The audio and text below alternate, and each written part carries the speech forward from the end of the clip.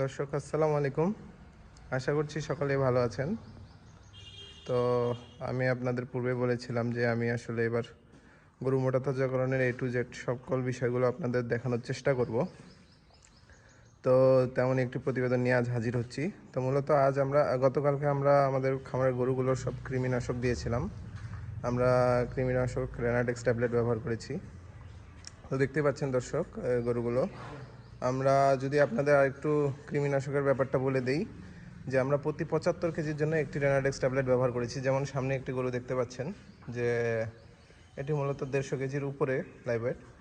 তো এক্ষেত্রে আমরা আড়াইটি অর্থাৎ দুইটি পূর্ণ ট্যাবলেট এবং একটি অর্ধেক ট্যাবলেট ব্যবহার করেছি।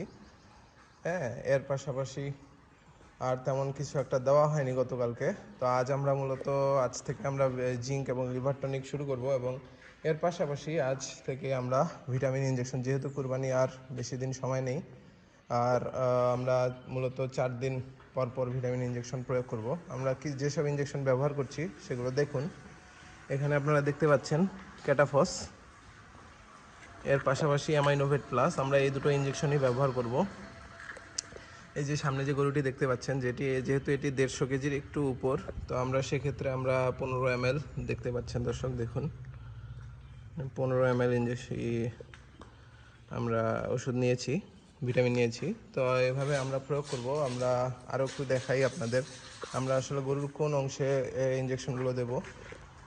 দেখুন একটি গরুর আসলে যে এখানে আপনারা দেখতে পাচ্ছেন যে এখানে যে শেপটি, এখানে ত্রিকোণা জায়গাটা, এই ঠিক এই জায়গার মধ্যে, হ্যাঁ, এই জায়গায় আপনারা ইনজেকশন প্রয়োগ করবেন। এখানে আসলে রিস্ক তেমন একটা থাকে না, অর্থাৎ এই জায়গায় হাড় নেই।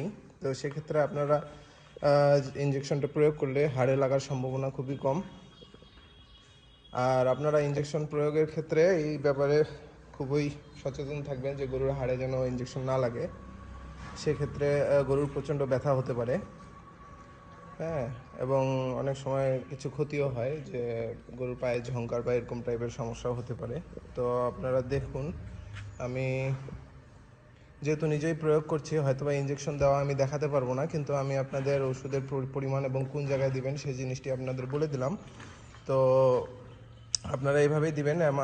আমরা অর্থাৎ প্রতি ১০ কেজির জন্য ১ ml এই হিসাব করে অ্যামাইনোভেট প্লাস এবং ক্যাটাফস, এই দুটোই সমপরিমাণ। অর্থাৎ এই গরুটিতে আমরা যদি ১৫ ml ক্যাটাফস দিই, তার সাথে আমরা ১৫ ml অ্যামাইনোভেট প্লাস দেবো, এবং এটি আমরা ৪ দিন পর পর প্রয়োগ করব।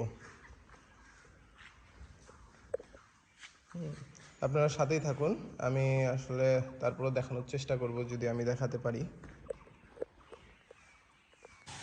দর্শক দেখছেন যে আমরা মূলত যে ভিটামিন ইনজেকশনগুলো প্রয়োগ করলাম, যেহেতু এখন গরমের দিন, যে বাইরে দেখতেই পাচ্ছেন প্রচুর রোদ এবং আবহাওয়া বেশ গরম, তাই আমরা ভিটামিন ইনজেকশন দেওয়ার পরপরই, যেহেতু এগুলো ভিটামিন ইনজেকশন, তাই গরুর একটু শরীর হিট হয়। তো তাই আমরা মূলত ভিটামিন ইনজেকশন দেওয়ার পরপরই আমরা গরুগুলোতে গোসল দিয়ে দিচ্ছি, যাতে শরীরের তাপমাত্রাটা ব্যালেন্স থাকে।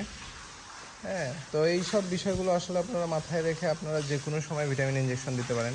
শীতের সময় তো হয়তো বা আপনাদের ভিটামিন ইনজেকশন অবশ্যই প্রয়োগ করতে হবে, যেন গরুর শরীরের তাপমাত্রাটা ঠিক থাকে। আর গরমের সময়ও যদি আপনাদের অতিরিক্ত রোদ বা গরম বেশি হয়, সেক্ষেত্রে আপনাদের ঘাবড়ানোর কিছু নেই। আপনারা ভিটামিন ইনজেকশন প্রয়োগের পরপরই গরুকে গোসল দিয়ে দিবেন। তাতে আপনাদের গরুর তাপমাত্রাটা ঠিক থাকবে, অর্থাৎ বেড়ে যাবে না। মানে গরু আসলে যে কমফোর্ট জোন আমরা বলি, যে সেই কমফোর্ট জোনের মধ্যেই থাকবে। হ্যাঁ, তো এইসব বিষয়গুলো মাথায় রেখে আপনারা প্রয়োগ করবেন, এবং কী পরিমাণ কোন ওজনের জন্য কতটুকু কী ভিটামিন প্রয়োগ করবেন সেই জিনিসটি আমরা অলরেডি বলে দিয়েছি। তো আজ এ পর্যন্তই। আশা করছি সকলে উপকৃত হবেন আমার প্রতিবেদনের দ্বারা। তো সকলেই আমার চ্যানেলটি সাবস্ক্রাইব করে পাশেই থাকবেন, যেন আমি আপনাদের জন্য ভালো ভালো ভিডিও তৈরি করতে পারি এবং ভিডিওগুলো যেন আপনাদের উপকারে আসে। তো আজ এ পর্যন্তই।